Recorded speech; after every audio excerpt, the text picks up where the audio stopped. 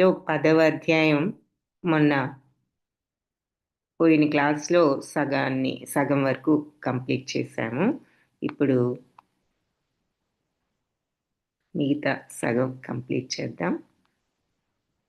ఓం అజ్ఞానతిమిరాంధస్య జ్ఞానాంజనశలాకయా చక్షురున్మిళితం येन తస్మై శ్రీగురవే నమః. నమో ఓం విష్ణుపాదాయ కృష్ణప్రేష్ఠాయ భూతలే శ్రీమతే భక్తి వేదాంత స్వామి ఇతి నామినే. నమస్తే సరస్వతి దేవి గౌరవాణి ప్రచారిణే నిర్విశేష శూన్యవాది పాశ్చాత్య దేశధారిణే. हे कृष्णा करुणा सिंधो दीनबंधो जगत्पते गोपेश गोपिका कांत राधा कांत नमोस्तुते. तप्त कांचन गौरांगी राधे बृंदावनेश्वरी वृषभानुसुते देवी प्रणमामि हरिप्रिये. जय श्री कृष्ण चैतन्य प्रभु नित्यानंद श्री अद्वैत गदाधर श्रीवासादि गौर भक्त वृंद. हरे कृष्णा कृष्णा कृष्ण हरे हरे, हरे राम राम राम हरे हरे. हरे कृष्ण कृष्ण कृष्ण हरे हरे, हरे राम राम राम हरे हरे. हरे कृष्ण कृष्ण कृष्ण हरे हरे, हरे राम राम राम हरे हरे. हरे कृष्ण कृष्ण कृष्ण हरे हरे, हरे राम राम राम हरे हरे. హరే కృష్ణ. సో ఈ 10వ అధ్యాయాన్ని విభూతి యోగము, భగవద్ విభూతి యోగము అని చెప్పుకున్నాం. విభూతులు అంటే ఏమని చెప్పుకున్నాము? అర్థం మహిమలు, మహత్యాలు, వైభవాలు, గ్లోరీస్ అని ఇంగ్లీష్లో అనొచ్చు అని చెప్పుకున్నాం. అయితే ఈ మొట్టమొదటి శ్లోకాల్లో ఇక్కడ భగవంతుడు మరి నీకు మళ్ళీ నాకు ప్రియమైన వాడివి కాబట్టి నీకు మళ్ళీ ఈ దివ్యమైన జ్ఞానాన్ని మళ్ళీ ఒకసారి చెప్తాను. అసలు నా గురించి దేవతలకు మహర్షులకు కూడా తెలియదు, ఎందుకంటే అందరికంటే నేను అందరికీ కూడా నేను మూలాన్ని కాబట్టి వాళ్ళకు కూడా నా గురించి పూర్తిగా తెలియదు అని చెప్పి మనం ఇక్కడ బ్రహ్మదేవుడు ఈ గోవుల్ని ఎత్తుకుపోయిన కథను గురించి చెప్పుకున్నాం ఒక ఎగ్జాంపుల్గా. ఆ తర్వాత ఏం చెప్పారు అంటే మరి నా గురించి వాళ్ళకి తెలియదు, నేను జన్మ అజుడను, పుట్టుక లేనివాడినని, అనాది అంటే బిగినింగ్ కూడా లేనివాడిని, అంటే ఎప్పుడూ నిత్యంగా ఉన్న భగవంతుడు అన్న విషయం, తర్వాత సర్వలోక మహేశ్వరుడు అని ఎవరైతే తెలుసుకుంటారో అర్థం చేసుకుంటారో వాళ్ళు మోహానికి గురికారు మరియు సమస్త పాపాల నుంచి కూడా విడుదలవుతారు అని చెప్పి ఈ మహర్షులు, సప్త ఋషులు, తర్వాత వాళ్లకు ముందు ఈ సనక సనందనాదులు బ్రహ్మకుమారులు 4, ఆ తర్వాత మనువులు 14 మంది మనువులు, వీళ్ళంతా కూడా నా మానసం నుంచి జన్మించారు. తర్వాత అన్ని లోకాల్లో ఉన్న ప్రజలు వీరందరి నుంచి జన్మించారు అని చెప్పడం జరిగింది. సో నా మహిమలు, ఈ నా యొక్క దివ్య శక్తులు, నా విభూతులు ఎవరైతే యథార్థంగా తెలుసుకుంటారో వాళ్ళు మరి నిశ్చల భక్తితో నాలో ఏకమైపోతారు, ఈ విషయంలో ఏమాత్రం సందేహమే లేదు అని చెప్పారు. 8, 9, 10, 11 ఈ 4 శ్లోకాల్లో భగవద్గీతలో మనం తెలుసుకోవాల్సిన విషయం అంతా ఉంది అని చెప్పి ప్రభుపాద చెప్పడం జరిగింది. ఈ 4 శ్లోకాస్లో ఏముంది అంటే మొదట 8వ దాంట్లో అహం సర్వస్య ప్రభో, నేను అందరికీ ప్రభువును, మత్తా సర్వం ప్రవర్తతే, అన్నీ నా నేనే నడిపిస్తున్నాను. ప్రవర్తించడం అంటే నడుచుకోవటం, నడవడి గదా! సో, అన్నీ నా కూడా నా యొక్క నేనే సమస్తాన్ని గూడా నడిపిస్తున్నాను. ఇతి మత్వా భజంతే మాం.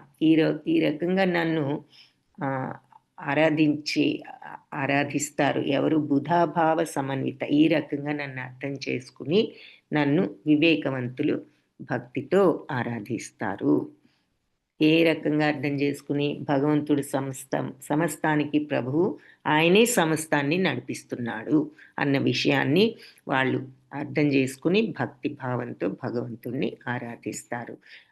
ఇంకా వాళ్ళు ఎలా ఉంటారు అంటే, వాళ్ళ నడవడి ఇటువంటివి భక్తులది.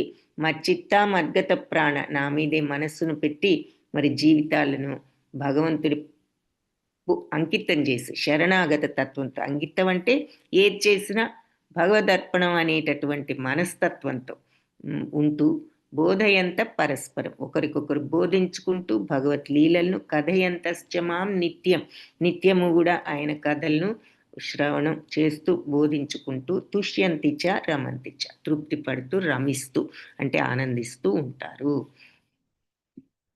అలాగే మరి ప్రేమ్ తేషాం సతతయుక్తానాం భజతాం ప్రీతిపూర్వకం. ఎవరైతే సతతము యుక్తులై ఉంటారో ఇలా భజించడంలో, నన్ను ప్రీతిపూర్వకంగా భజించడంలో ఎవరైతే సతతము యుక్తులై ఉంటారో, దదామి బుద్ధి యోగంతం, వాళ్ళకు బుద్ధి యోగాన్ని ప్రసాదిస్తాను. ఏనమాం ఉపయాంతి తే, వాళ్ళు దాంతో నన్ను చేరుకుంటారు అని చెప్పి చెప్తున్నారు. ఇంకా ఈ 4 శ్లోకాల్లో ఆఖరి దాంట్లో ఏం చెప్పారంటే, తేషామేవా అనుకంపార్థం, వాళ్ళ మీద నేను ఎంతో అపారమైన కరుణతో, అహం అజ్ఞానజం తమః, నేను అజ్ఞానం అనే చీకటిని నాశయామి ఆత్మభావస్తో, వాళ్ళ హృదయాలలో ఉండి నాశనం చేస్తాను. ఏది? వాళ్ళ అజ్ఞానాన్ని చేసి జ్ఞానదీపేన భాస్వత, జ్ఞానదీపాన్ని వెలిగిస్తాను. సో, వారి పట్ల కరుణతో నేను వాళ్ళ హృదయాల్లో ఉంటూ వాళ్ళ యొక్క అజ్ఞానాన్ని నశింపజేసి జ్ఞానదీపాన్ని వెలిగిస్తాను. ఎవరికి అంటే, ఇలా సతతము భగవంతుణ్ణి పట్ల భక్తితో ఉన్నవాళ్లకు. సతతయుక్తానాం భజతాం ప్రీతిపూర్వకం, ఎవరైతే ఇలా ఎప్పుడు భక్తితో భగవంతుణ్ణి సేవించేవాళ్ళు. సో అని చెప్పినప్పుడు అర్జునుడు ఏమన్నాడు? స్తుతించాడు. పరబ్రహ్మ, పరంధామ, పవిత్రుడా, మరి భవాన్, పురుషం, శాశ్వతం, దివ్యం, ఆదిదేవం, అజం, పుట్టుకలేనివాడివి, విభు అంటే ప్రభువు, సర్వవ్యాపకుడవు. మరి నీ గురించి ఇంతకు ముందు ఇదే విషయాన్ని గొప్ప గొప్ప ఋషులు, దేవర్షులు, నారదుడు, అసితుడు, దేవలుడు, వ్యాసుడు చెప్పారు. ఇలాగే ఇప్పుడు నువ్వే విషయాన్ని స్వయంగా ఈ విషయాన్ని చెప్తున్నావు. సో నిన్ను నేను అని చెప్పి అన్నాడు. సో అని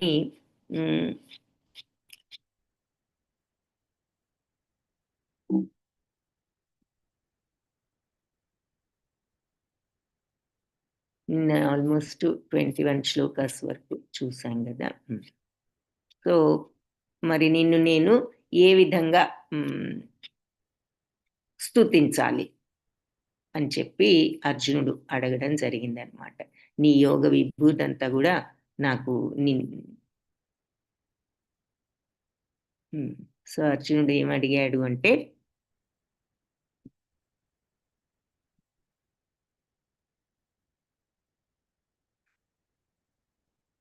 నిన్ను నేను నిరంతరం ఎలా స్మరించాలి, ఎలా తెలుసుకోవాలి, మరి భగవంతుణ్ణి ఈ రకంగా అర్థం చేసుకున్న వాళ్ళు అని చెప్పారు కదా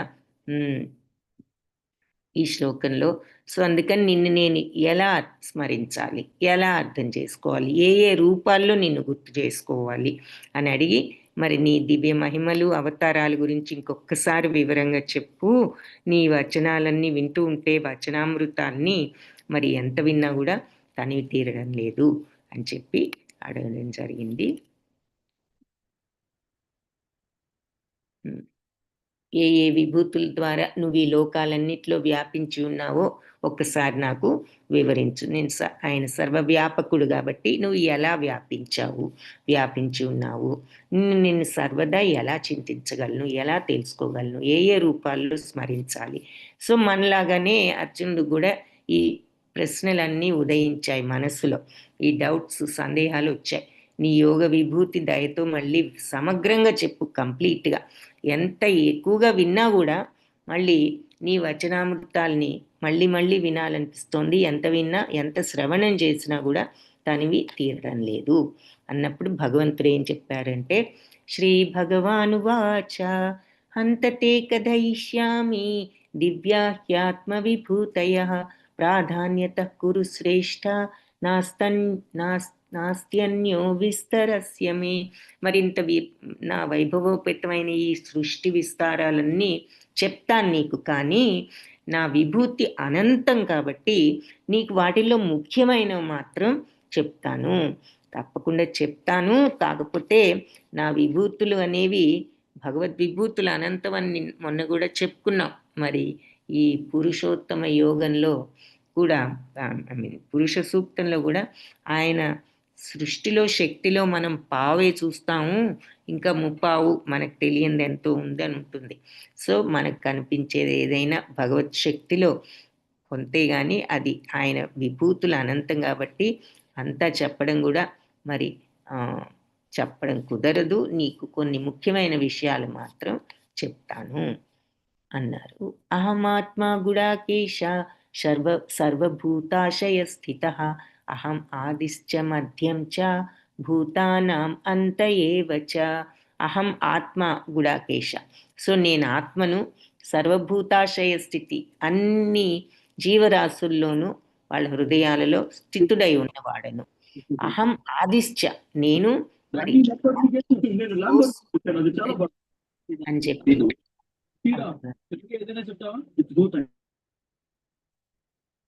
ఇంకా మళ్ళీ విషయాన్ని కొంచెం వివరంగా చెప్తున్నారనమాట ఇక్కడ. సో నేను అందరికీ కూడా ఆది మధ్య అంతం, అహం ఆదిశ్చ మధ్యం చ భూతానాం అంతం అంత ఏవచ. నేనే ఆదిని, నేనే మధ్యాన్ని, నేనే అంతాన్ని కూడా అని చెప్పి చెప్తున్నారు. సర్వజీవుల హృదయాల్లో ఉన్న పరమాత్మను, అన్ని జీవులకు ఆది మధ్య అంతాలు కూడా నేనే. ఆదిత్యానాం అహం విష్ణు జ్యోతిషాం రవిరంశుమాన్ మరీచిర్మరుతామస్మి నక్షత్రాణం అహం శశి. ఆదిత్యులలో నేను విష్ణువును, జ్యోతిషాం రవిరంశుమా అంటే వెలిగే వాటిల్లో మరి నేను, ప్రకాశవంతమైన వాటిల్లో నేను ఆదిత్యుడను. మరుతామస్మి, మరుత్తులనే దేవతల్లో నేను వాయువును. నక్షత్రాణం అహం శశి, నక్షత్రాల్లో నేను చంద్రుణ్ణి. సో చంద్రుడు కూడా ఒక నక్షత్రం అన్నట్లుగా ఇక్కడ చెప్తున్నారు అని భాష్యంలో మనకి మళ్ళీ చెప్తున్నారు. సో ఆకాశంలో 50 రకాల వాయువులు, 50 రకాల వాయువులు వీస్తూ ఉంటాయి. వాటికి అన్నిటికీ కూడా అధిష్టాన దేవత మరీచి అనేటటువంటి ఆయువు. సో ఆ మరీచిని నేనే అని చెప్పారు. నెక్స్ట్, వేదానాం సామవేదోస్మి దేవానాం అస్మి వాసవః ఇంద్రియాణం మనశ్చాస్మి భూతానాం అస్మి చేతన. వేదాల్లో నేను సామవేదాన్ని, దేవతల్లో నేను స్వర్గరాజైన ఇంద్రుడును, ఇంద్రియాల్లో మనస్సును, జీవులలో చైతన్యాన్ని. సో ఇక్కడ మనకి చూపిస్తున్నారు. వేదాలలో సామవేదమని, దేవతలలో మరి ఇంద్రుణ్ణి, ఇక్కడ ఐరావతుల మీద ఇంద్రుణ్ణి చూస్తున్నాం. ఇంద్రియాలన్నిట్లో మనస్సు ఇంద్రియం కాకపోయినా కూడా ఈ 5 ఇంద్రియాల యొక్క ఎఫెక్ట్ డైరెక్ట్గా ఉండేది మనస్సు మీదే కాబట్టి ఆ మనసు అనేది లేకపోతే మరి మనం మనసు అనేది ఎఫెక్ట్ కాకపోతే ఇంక ఇంద్రియాలు ఎందుకు కూడా ఏమీ చేయలేవు. కాబట్టి మనస్సును కూడా ఒక ఇంద్రియంగా చెప్తూ ఉంటారు. ఇంద్రియాల్లో మనస్సును, జీవులలో నేను చైతన్యాన్ని ఇక్కడ చూపిస్తున్నారు. ఆత్మ రూపంలో ఉన్న చైతన్యం రుద్రాణం శంకరశ్చాస్మి విత్తేషో యక్షరక్షసాం వసూనాం పావకశ్చాస్మి మేరు శిఖరిణాం అహం. రుద్రులలో నేను శంకరుణ్ణి, విత్తేషో యక్షరక్షసాం యక్షరాక్షసుల్లో నేను ధనపతి అయిన కుబేరుడును.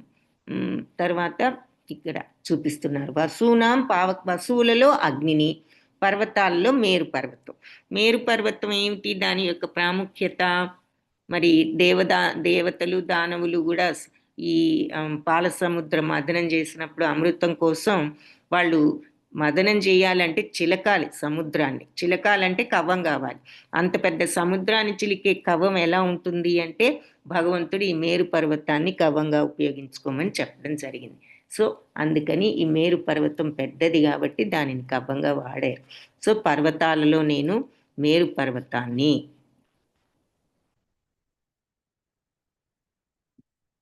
అది మేరు పర్వతం యొక్క రుద్రులు మరి 11 మంది ఉన్నారు. వాళ్ళలో శివుడు ముఖ్యం. అలాగే ఆయన మరి విశ్వంలో భగవంతుడి యొక్క తమో గుణానికి ప్రతీక. యక్షరాక్షసుల నాయకుడైన కుబేరుడు దేవతలకు కోశాధిపతి అన్నమాట కుబేరుడు. అలాగే అందుకే భగవంతుడు యక్షరాక్షసుల్లో నేను కుబేరుణ్ణి. సమృద్ధి అయిన ప్రకృతి సంపదలకు మరి మేరు పర్వతం ప్రసిద్ధి, ప్రకృతి సంపదలకు. కానీ దానిని కవంగా వాడటం కూడా జరిగింది. తర్వాత పురోధసాం చ ముఖ్యం మాం విద్ధి పార్థ బృహస్పతిం సేనానీనాం అహం స్కందః సరసాం అస్మి సాగరః. పురోహితుల్లో నేను బృహస్పతిని. బృహస్పతి ఎవరు? దేవతలకు గురువు కాబట్టి ఆచార్యులలో నేను బృహస్పతిని. అలాగే సేనాపతులలో కార్తికేయుడిని, అంటే సుబ్రహ్మణ్య స్వామి. ఆయన మరి దేవతలందరికీ కూడా సేనాధిపతి కాబట్టి సేనాధిపతుల్లో నేను కార్తికేయుడును. జలాశయాల్లో సముద్రాన్ని మించిన జలాశయం లేదు కదా. మరి సరస్సులు, నదులు, వీటన్నిటికంటే కూడా పెద్ద జలాశయం ఏది అంటే సముద్రం. సో జలాశయాల్లో నేను సముద్రాన్ని. మహర్షీణాం భృగురహం గిరామస్మేకమక్షరం యజ్ఞానాం జపయజ్ఞోస్మి స్థావరాణాం హిమాలయ. మహర్షులలో నేను భృగు మహర్షిని ఇక్కడ చూపిస్తున్నారు. గిరామస్మేకమక్షరం. సో దివ్య ధ్వనులను నేను ఏకాక్షరం అంటే ఓంకారం. సో ఓంకారం, దివ్య ధ్వనుల్లో నేను ఓంకారాన్ని, యజ్ఞాలలో జపయజ్ఞాన్ని, అలాగే స్థావరాలు అంటే కదలనివి. చర అచర అంటాం కదా. చర అంటే కదిలేవి, అచర అంటే కదలనివి.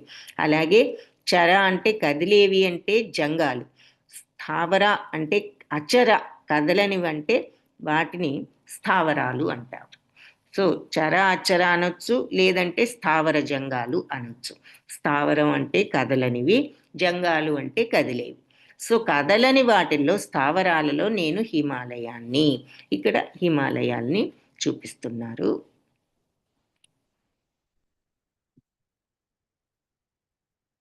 సో ఇక్కడ ఇందాక మరి స్వర్గలోకంలో ఇంద్రుడు ముఖ్య దేవత కదా, అందుకని అక్కడ స్వర్గాధిపతి అయితే ఆయన పాలించే లోకం ఇంద్రలోకం. బృహస్పతి ఆయన పురోహితుడు. మరి ఇంద్రుడు రాజుల్లో ముఖ్యుడు కాబట్టి బృహస్పతి కూడా పురోహితుల్లో ముఖ్యుడయ్యాడు. రాజులందరిలో ఇంద్రుడు ఎలా ప్రధానమో పార్వతీ పరమేశ్వరుల పుత్రుడైన కార్తికేయుడు సేనానాయకుల్లో ప్రధానుడు. అదేవిధంగా జలనిధులన్నిట్లో సముద్రం ఘనమైంది. కాబట్టి ఇవన్నీ కూడా శ్రీకృష్ణుని ఘనతకు సూచనలే అంటున్నారు. ఇక మహర్షుల్లో భృగు మహర్షిని, దివ్య ధ్వనుల్లో ఓంకారాన్ని, యజ్ఞాలలో జపయజ్ఞాన్ని, స్థావరాలలో హిమాలయాన్ని. సో ఈ తొలి జీవి ఎవరు అంటే మరి విశ్వంలో బ్రహ్మదేవుడు. ఆయన పుత్రులు వాళ్ళందరూ కూడా ఉన్నారు. ఆయన పుత్రులలో భృగు మహర్షి శక్తివంతమైన ఋషి. ఏది బ్రహ్మదేవుడి వివిధ జాతుల సృష్టి కోసం కొంతమంది పుత్రులను ఆయన సృష్టించారు. అలాంటి పుత్రుల్లో భృగు మహర్షి శక్తివంతుడైన ఋషి. అలాగే దివ్య ధ్వనుల్లో ఓంకారం భగవంతుడికి ప్రాతినిధ్యం వహిస్తుంది. ఓంకారం భగవంతుడు అని. అదేవిధంగా యజ్ఞాలన్నిట్లోకి కూడా మరి జపయజ్ఞం జపయజ్ఞం ప్రధానం. కొన్నిసార్లు మరి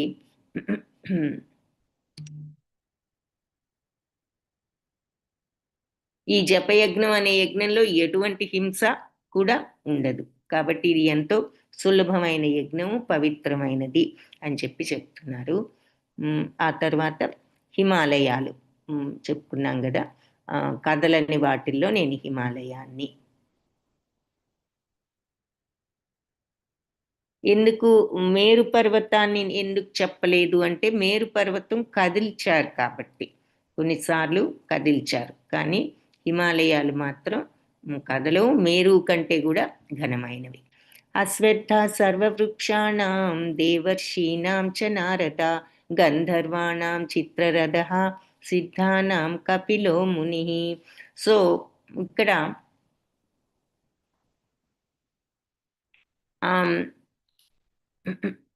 అశ్వత్థానాం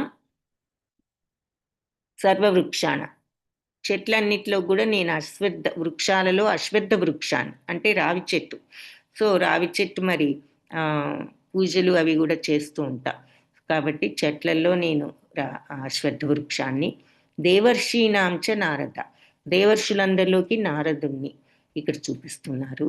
గంధర్వాణం చిత్రరథ, గంధర్వులలో చిత్రరథుణ్ణి. ఈ గంధర్వులు అంటే మరి ఎంతో బాగా గానం చేయగలిగిన వాళ్ళు.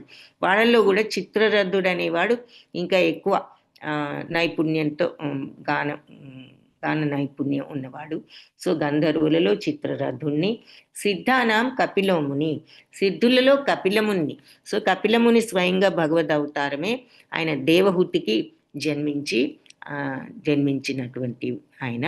సో సిద్ధులలో నేను కపిలమునిని అని చెప్తున్నారు. సో కపిలముని గురించి భాష్యంలో ఏం చెప్పారు అంటే, మరి శ్రీకృష్ణుడి అవతారం, ఆయన తత్వం అంతా, వేదాంతం అంతా కూడా భాగవతంలో చెప్పడం జరిగింది. తల్లి ప్రశ్నిస్తూ ఉంటే ఆయన ఈ వేదాంతం అంతా తల్లికి బోధించడం. దేవహూతి తనయుడు. సో తర్వాత కాలంలో ఇంకొక కపిలుడని ఇంకొక ఆయన ప్రసిద్ధుడు అయ్యాడు. కానీ అసలు కపిలముని అంటే ఈ భాగవతంలో చెప్పబడ్డ కపిలముని అని చెప్తున్నారు. సో సిద్ధులలో నేను కపిలమునిని. ఉచ్చైశ్రవ సమశ్వానాం విద్ధి మాం అమృతోద్భవం ఐరావతం గజేంద్రాణం నరాణం చ నరాధిపం. అశ్వాలలో నేను అమృతంలో నుంచి పుట్టిన ఉచ్చైశ్రవాన్ని. అంటే ఈ అమృతం చిలికిన అమృతం కోసం వీళ్ళు పాల సముద్రాన్ని చిలికినప్పుడు అమృతం వెంటనే రాలేదు. మరి ఎన్నో వాళ్ళు అవి ఇవి ఎన్నో వస్తువులు, వాళ్ళకి విషం కూడా వచ్చింది ముందు. ఆ విషాన్ని మళ్ళీ ఆపడానికి వాళ్ళు శివుణ్ణి ప్రార్థించవలసి వచ్చింది. ఆయన వచ్చి ఆ విషయాన్నంతా కూడా మింగడం, ఆయన కంఠంలో ఉంచుకోవడం, వీళ్ళందరినీ కాపాడడం కోసం జరిగింది. కాబట్టి అంతకుముందు తర్వాత ఉచ్చైశ్రవం అంటే ఈ గుర్రం ఒకటి వచ్చింది, 4 తలలున్న ఈ గుర్రం, దీన్ని ఉచ్చైశ్రవం అంటారు. సో అమృతంతో పుట్టిన ఉచ్చైశ్రవాన్ని. గుర్రాలలో నేను ఆ ఉచ్చైశ్రవాన్ని, గజరాజులలో ఐరావతాన్ని. సో ఈ అమృతం చిలికినప్పుడు ఈ ఉచ్చైశ్రవం అనే గుర్రం, తర్వాత ఐరావతం అనేటటువంటి ఏనుగు, ఈ 2 కూడా వచ్చాయి. కాబట్టి గుర్రాలలో నేను ఉచ్చైశ్రవాన్ని, గజరాజుల్లో నేను ఐరావతాన్ని. ఈ ఐరావతం తరువాత ఇంద్రుడికి అది వాహనం కూడా అయ్యింది. మనుష్యులలో నేను రాజును, నరాణాంచ నరాధిపం అంటే మరి మనుష్యులందరిలోకి రాజు ఉన్నట్టుడు కాబట్టి మనుష్యులలోకి నేను రాజును. ఆయుధానాం అహం వజ్రం ధేనూనాం అస్మి కామధు ప్రజనశ్చాస్మి కందర్పః సర్పాణం అస్మి వాసుకి. ఆయుధాలలో నేను వజ్రాయుధాన్ని. మరి ఆ వజ్రాయుధం కూడా ఎవరిది? ఇంద్రుడు దానిని తీసుకోవడం జరిగింది ఆయుధంగా. అలాగే గోవులలో నేను కామధేనువును, దానిని సురభి అని కూడా అంటారు. ఈ కామధేనువు అని ఈ గోవులు అవి ఎప్పుడు కూడా పాలిచ్చేటటువంటి గోవులు అన్నమాట. గోవుల్లో కామధేనువుని. సంతానోత్పత్తికి కారణమైన ప్రేమదేవత అయిన మన్మధుడను నేను. ప్రజనశ్చాస్మి కందర్ప. సర్పాణం అస్మి వాసుకి. ఇంకా సర్పాలలో నేను వాసుకిని ఇక్కడ చూపిస్తున్నారు. ఈ వాసుకి యొక్క ప్రాధాన్యత ఏమిటి అంటే చాలా పొడవైన గొప్ప సర్పం అది. అందుకని మరి ఇందాక మేరు పర్వతాన్ని కవంగా ఉపయోగించి మరి పాల సముద్రాన్ని చిలికారని చెప్పుకున్నాం కదా. కవ్వం ఉండగానే సరికాదు కదా, కవ్వానికి ఒక తాడు కూడా ఉండాలి కదా కవ్వాన్ని చిలికించడానికి. సో ఆ ఆ తాడుగా ఈ వాసుకి అనే సర్పాన్ని తాడుగా వాడడం జరిగిందనమాట. సో అది ఈ వాసుకి యొక్క ప్రాధాన్యత. సో సర్పాలలో నేను వాసుకిని. అనంతశ్చాస్మి నాగానాం వరుణో యాదసాం అహం పితॄణాం అర్యమా చాస్మి యమ సంయమతాం అహం. అనంతశ్చాస్మి నాగానాం, ఎన్నో పడగలున్నటువంటి వాటిల్లో నేను అనంతుడను అంటే ఆదిశేషును. అనంతశేషుడు అంటాం కదా ఆదిశేషుణ్ణి, ఆదిశేషును. వరుణో వరుణో యాదసాం అహం, జలవాసులలో నేను వరుణదేవుణ్ణి ఇక్కడ చూపిస్తున్నారు. పైన ఆదిశేషుడు, మరి ఆయన నీడలో శ్రీకృష్ణుని నందమహారాజు ఇంటిలో వదలడం చూస్తున్న వసుదేవుడు. అలాగే పితృదేవతలలో ఆర్యముడను ఇక్కడ చూపిస్తున్నారు. నియమాలు అమలుపరిచే వాళ్ళల్లో నేను యమధర్మరాజును. సో నియమాలు అమలుపరచడం అంటే రూల్స్ ఎన్ఫోర్స్ చేయడం. సో మనకి ఇక్కడ భూప్రపంచంలో రూల్స్ అంటే జడ్జిలు ఉంటారు, వాళ్ళన్నీ వింటారు, ఏది న్యాయమో దానికి తగ్గ పనిష్మెంట్ ఇస్తూ ఉంటారు. మరి డిసిప్లిన్, అందరినీ రూల్స్ ఎన్ఫోర్స్ చేయడానికి. మరి అందరి రూల్స్ ఎన్ఫోర్స్ చేసేది యమధర్మరాజు. కాబట్టి రూల్స్ ఎన్ఫోర్స్ చేసే వాళ్ళు, నియమాలు అమలుపరిచే వాళ్ళల్లో నేను యమధర్మరాజును.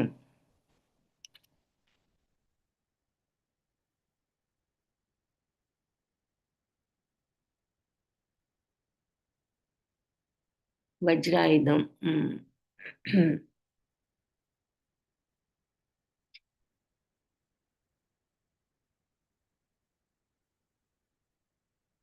సో పితృలు ఆర్యముడు అధిపతిగా ఉన్న పితృలోకం ఒకటి ఉంది. సో ఆర్యముడు శ్రీకృష్ణుడికి ప్రాతినిధ్యం వహిస్తాడు అని ఇక్కడ చెప్తున్నారు.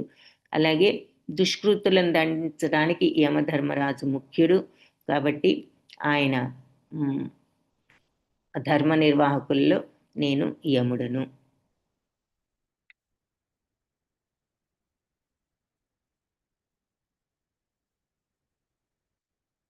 ప్రహ్లాదశ్చాస్మి దైత్యానాం కాల కలయతాం అహం మృగాణాం చ మృగేంద్రోహం వైనతేయశ్చ పక్షిణాం. దైత్య దానవుల్లో నేను భక్త ప్రహ్లాదుడను.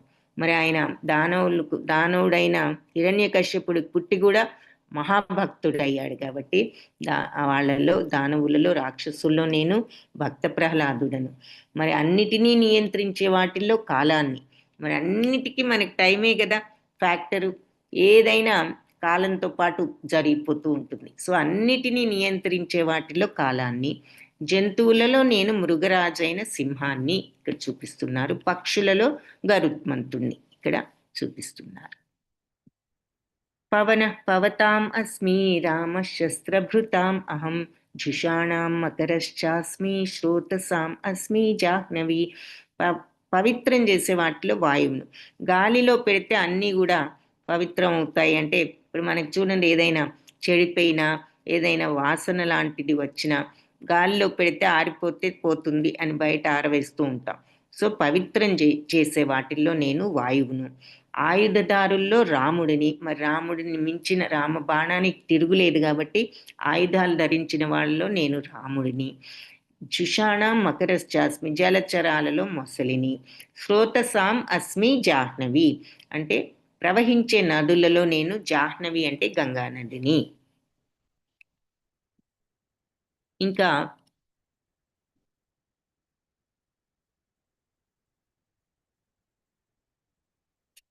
సర్గాణం ఆదిరంతశ్చ మధ్యం చైవాహమర్చున ఆధ్యాత్మ విద్యానాం వాద ప్రవదతాం అహం. సో సర్వ సృష్టులకు కూడా ఆది అంతము మధ్యము కూడా నేనే అర్జున. ఆధ్యాత్మ విద్య అంటే ఆత్మ శాస్త్రాలలో ఆత్మకు సంబంధించిన ఈ ఆధ్యాత్మిక శాస్త్రాన్ని, మరియు తార్కికులలో అంటే ఈ వాదాలలో వాదాన్ని ఫైనల్ ట్రూత్. ఈ ఆర్గ్యుమెంట్స్ అన్నీ అయిన తర్వాత ఫైనల్గా వచ్చే ఆ సత్యం ఏమిటో అది కూడా నేనే. తర్కవేత్తల్లో వాళ్ళు కనుక్కునే సత్యాన్ని కూడా నేనే. వాళ్ళంతా వాదించుకుంటూ ఉండొచ్చు ఈ తర్కవేత్తలు. కానీ ఫైనల్గా వాళ్ళు చెప్పిన వాస్తవతత్వ నిర్ణయమే నిజమైన వాదం. అలాంటి వాదానికి ప్రాతినిధ్యం నేనే. తర్వాత అక్షరాణం అకారోస్మి ద్వంద్వ సామాసికస్య చ అహమేవాక్షయ కాలో ధాతాహం విశ్వతో ముఖ. సో అక్షరాలలో నేను అకారాన్ని, అలాగే సమాసాలలో నేను ద్వంద్వ సమాసాన్ని, అహమేవా అక్షయ కాలో, ఇకపోతే నేను అక్షయ నాశనం లేనటువంటి కాలాన్ని, ధాతాహం అంటే సృష్టికర్త అయిన బ్రహ్మను, విశ్వతోముఖం అన్ని దిక్కుల ముఖాలున్న బ్రహ్మను కూడా నేనే. సో సంస్కృతంలో మరి తొలి అక్షరం అకారం కదా. వేదవాంగ్మయం అన్నిటికీ కూడా ఆది అకారం లేకుండా ఏ ధ్వని ఉండదు, అన్నిటికీ అకారం ఉండాలి. కాబట్టి అది ఆది ధ్వని అని చెప్పచ్చు. తర్వాత సంస్కృతంలో అనేక సమాసాలు ఉన్నాయి. అంటే రెండు పదాలు కలిస్తే దాన్ని ద్వంద్వ సమాసం అంటారనమాట. ఎగ్జాంపుల్ కూడా ఇక్కడ ఇచ్చారు, రామకృష్ణులు, సుఖ దుఃఖాలు ఇలా అన్నామంటే ఈ రెండు పదాలు కలిపినప్పుడు అది ద్వంద్వ సమాసం అనమాట. ఈ సమాసంలో రాముడు కృష్ణుడు అనే పదాలు రెండు కూడా ఒక రూపాన్ని కలిగి ఉన్నాయి కదా, రామకృష్ణులు అన్నాం. కాబట్టి ద్వంద్వ సమాసం. సమాసాల్లో ద్వంద్వ సమాసాన్ని. అలాగే కాలము సమస్తాన్ని హరింపజేస్తుంది కాబట్టి అన్నింటినీ హరింపజేసే వాటిల్లో నేను మరి కాలాన్ని, అలాగే సృష్టికర్తలలో నేను బ్రహ్మను అని చెప్పారు. మృత్యు సర్వహరశ్చాహం ఉద్భవశ్చ భవిష్యతాం కీర్తిశ్రీర్వాక్చ నారీణాం స్మృతిర్మేధా ధృతి క్షమ. ఇక మృత్యువును మరి సర్వహర అన్నిటినీ హరించి వేసేవాణ్ణి, మరియు అహం నేనే. ఉద్భవశ్చ పుట్టించేవాణ్ణి, భవిష్యతాం ముందు ముందు రాబోయే సృష్టులకు, కీర్తి అంటే ముందు ముందు వాటిని కూడా పుట్టించేవాడిని, కీర్తిని నేనే, శ్రీ అంటే సంపద వైభవము నేనే. ఆ తర్వాత వైభవం అనొచ్చు, సౌందర్యం అనొచ్చు శ్రీ అంటే.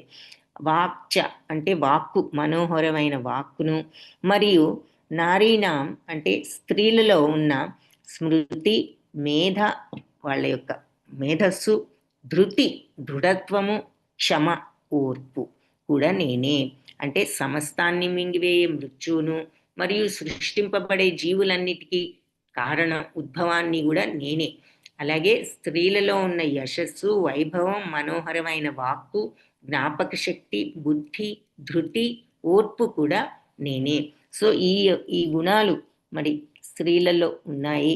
ఈ 7 వైభవాలు కూడా స్త్రీవాచకాలుగా భావిస్తారనమాట. ఏది కీర్తి, శ్రీ అంటే సౌందర్యం అనొచ్చు, అలాగే వైభవం అనొచ్చు స్త్రీలదు, వాక్కు మధుర వాక్కు, స్మృతి, బుద్ధి, దృఢత్వం, క్షమాగుణం, ఈ 7 కూడా స్త్రీవాచకాలని భావించబడతాయి. వాటన్నిటినీ లేదా కొన్నిటిని అయినా మనిషికి ఉన్నట్లయితే కీర్తివంతుడవుతాడు అని చెప్తున్నారు. సో ఎవరైనా ధర్మాత్ముడని ప్రసిద్ధి చెందాడు అంటే అతడు కీర్తివంతుడు, వైభవోపేతుడు అవ్వగలడు. ఉదాహరణకి సంస్కృతంలో మరి అది సంస్కృతం పూర్ణమైన భాష కాబట్టి చాలా వైభవోపేతమైన భాష. ఏదైనా విషయాన్ని మనం అధ్యయనం చేసిన తర్వాత మనిషి దాన్ని గుర్తుంచుకోగలిగాడు అంటే చాలా మంచి స్మృతి ఉన్నవాడు అని చెప్తాం. సో అలా స్త్రీలలో ఈ విషయాలు, మేధస్సు అర్థం చేసుకోవడానికి మేధస్సు, అలాగే మరి మనం సన్మార్గంలో పట్టుదలతో శ్రద్ధతో ఉండాలి అంటే ఆ దృఢత్వం అనేది ఉండాలి. అది తర్వాత పరిపూర్ణ యోగ్యత కలిగి ఉండి నమ్రత, మృదు స్వభావము, సుఖ దుఃఖాలలో సమత్వము ఉన్నట్లయితే మనిషి అటువంటి లక్షణాన్ని క్షమ అని అంటారు. కాబట్టి ఈ లక్షణాలన్నీ కూడా స్త్రీవాచకాలని చెప్తూ ఉంటారు. కాబట్టి అవన్నీ కూడా నేనే అని భగవంతుడు ఇక్కడ చెప్పారు. అన్నిటినీ మింగివేసే మృత్యువు, సృష్టించబడే జీవుల ఉద్భవము నేనే. కారణం ఈ ఈ స్త్రీల లక్షణాలని చెప్పుకుని ఈ లక్షణాలన్నీ కూడా నేనే. బృహత్సామ తథా సామ్నాం గాయత్రీ ఛందసాం అహం మాసానాం మార్గశీర్షోహం ఋతూనాం కుసుమాకరః. బృహత్ సామాల్లో నేను సామవేదంలో కూడా అక్కడ గానానికి ఫేమస్ అన్నమాట ఈ సామవేదం. వాటిల్లో కూడా బృహత్ సామాన్ని నేను, బృహత్ సామం అనేది ఇంకా కూడా ప్రసిద్ధి చెందింది. ఈ బృహత్ సామాన్ని మరి దేవతలు వీళ్ళందరూ కూడా రాత్రిపూట శ్రావ్యంగా గానం చేస్తూ ఉంటారని చెప్తారు ఈ బృహత్ సామాన్ని. సో వేదాల్లో సామవేదాన్ని ఇంతకుముందే చెప్పారు కదా.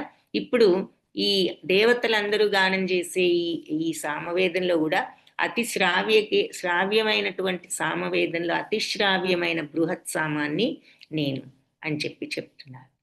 అది చాలా మధురంగా ఉంటుందన్నమాట ఈ బృహత్ సామం. అందుకే దేవతలందరూ కూడా దీన్ని రాత్రిపూట గానం చేస్తూ ఉంటారు అని చెప్తున్నారు.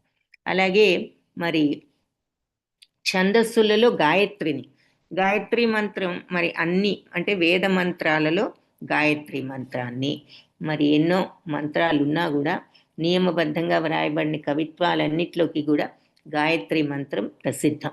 యోగ్యులైన బ్రాహ్మణులు జపించే ఈ గాయత్రి మంత్రం భాగవతంలో పేర్కొనబడింది అని చెప్తున్నారు అనమాట.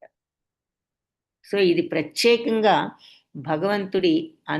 భగవద్ అనుభూతి కోసం నిర్ణయింపబడింది ఈ గాయత్రి మంత్రం. కాబట్టి భగవంతుడికి ప్రాతినిధ్యం వహిస్తుంది. సో దీనిని జపిస్తూ ఆధ్యాత్మిక జయం నొందేవారు భగవంతుడి యొక్క దివ్య స్థానాన్ని ప్రవేశింపగలరు అని చెప్తున్నారు. ఈ మంత్రాన్ని జపించడానికి ముందు మనిషి మరికొన్ని సత్లక్షణాలను కూడా అలవాటు చేసుకోవాలి. సో ఇక్కడ ఛందస్సులలో మంత్రాలలో గాయత్రి మంత్రాన్ని, మాసాలలో మార్గశీర్షం అంటే మార్గశిర మాసం అంటూ ఉంటాం. అంటే నవంబర్, డిసెంబర్ ఆ ప్రాంతాలు. సో ఆ టైం చాలా ఆహ్లాదకరంగా ఉంటుంది కాబట్టి మాసాలలో ఆ మార్గశిర మాసాన్ని, ఋతువులలో వసంత ఋతువు. మరి వసంత ఋతువులో అన్నీ కూడా చిగురిస్తూ అందంగా ఉంటుంది. మనం అది కూడా ఆహ్లాదకరమైనటువంటి ఋతువు కాబట్టి ఋతువులలో వసంతాన్ని.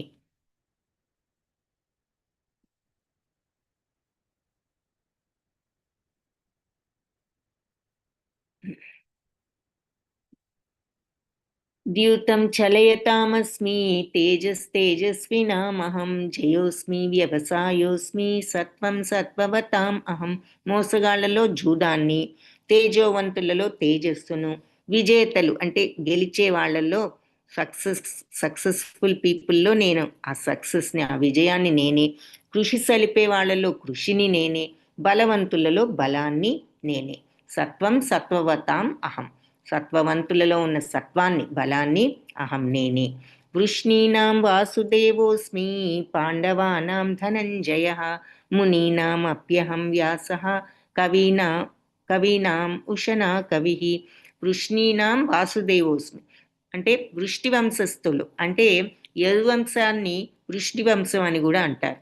కాబట్టి యదువంశుల్లో నేను వాసుదేవుణ్ణి, పాండవులలో ధనంజయుడైన అర్జునుణ్ణి, మునీనాం అప్యహం వ్యాస మునులలో నేను వ్యాసమునిని, కవీనాం ఉషనా కవి కవులంటే ఎవరు అంటే సూక్ష్మ బుద్ధి కలవాళ్ళు అని, వివేకవంతులు. అలాంటి వాళ్ళల్లో నేను శుక్రాచార్యుడు ఎవరు? రాక్షస గురువు.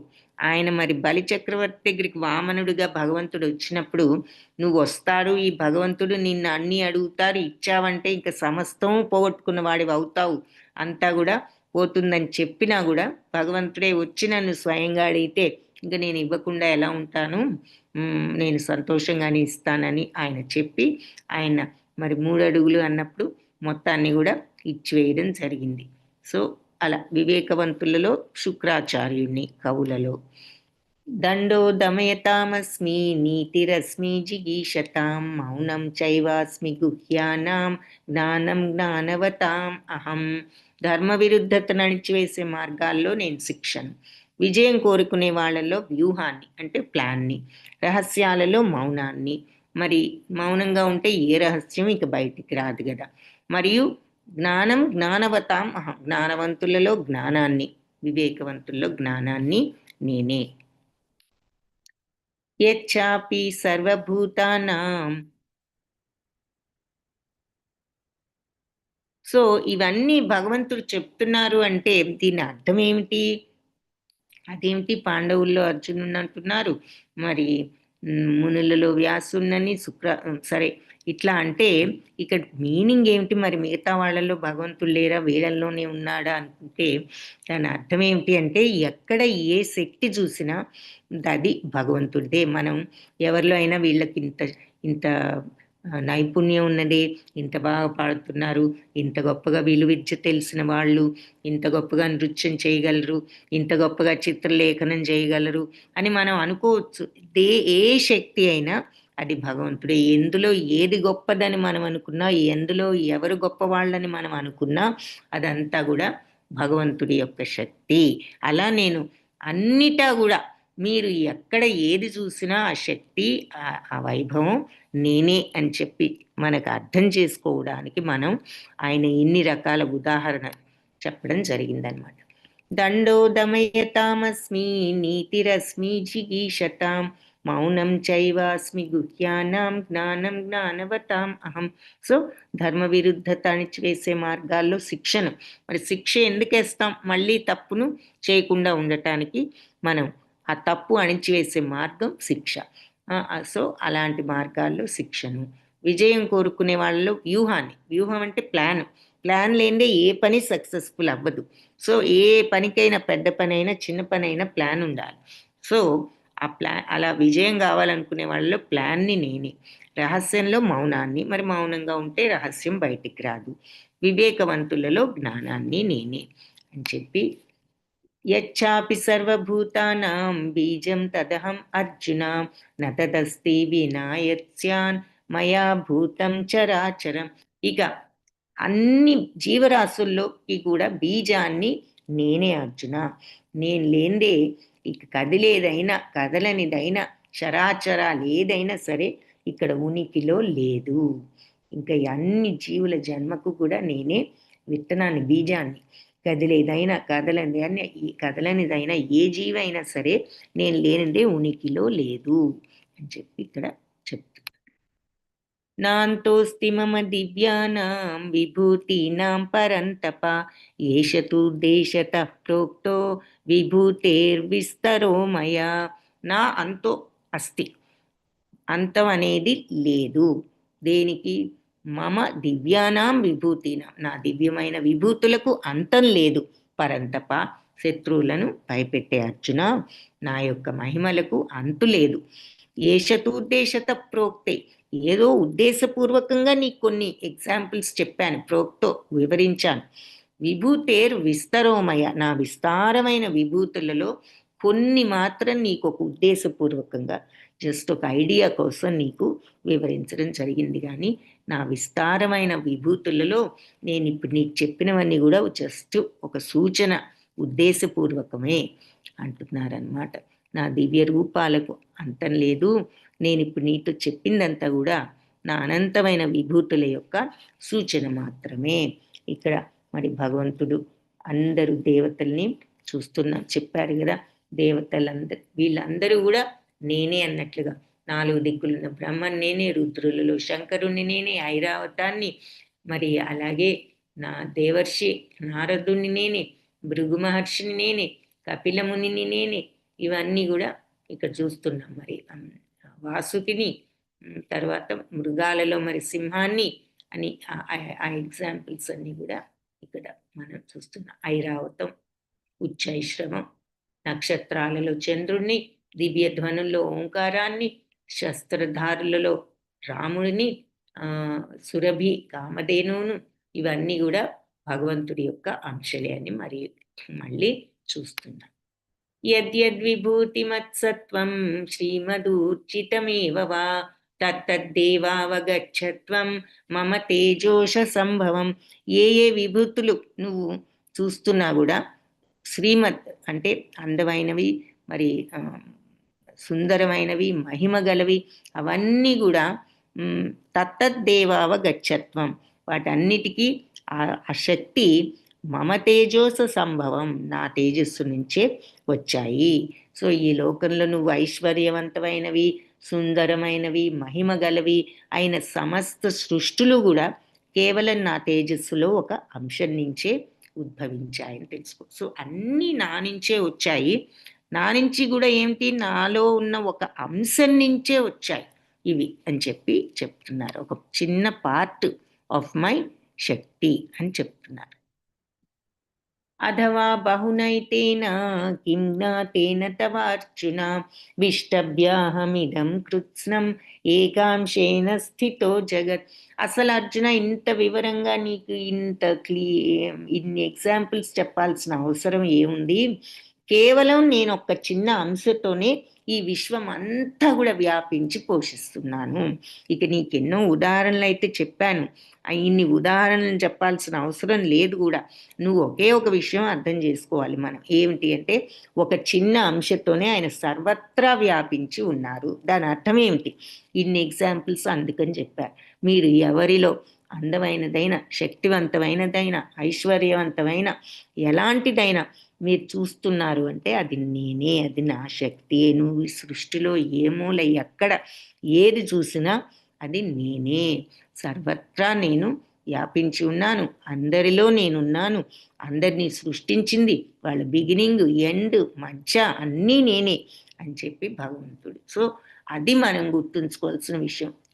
ఏది కూడా భగవంతుడు లేకుండా ఏ చిన్నది నడవడం లేదు అనేది మనం అర్థం చేసుకుని జీర్ణించుకోవడానికి ఇన్ని ఉదాహరణలు చెప్పడం జరిగిందనమాట.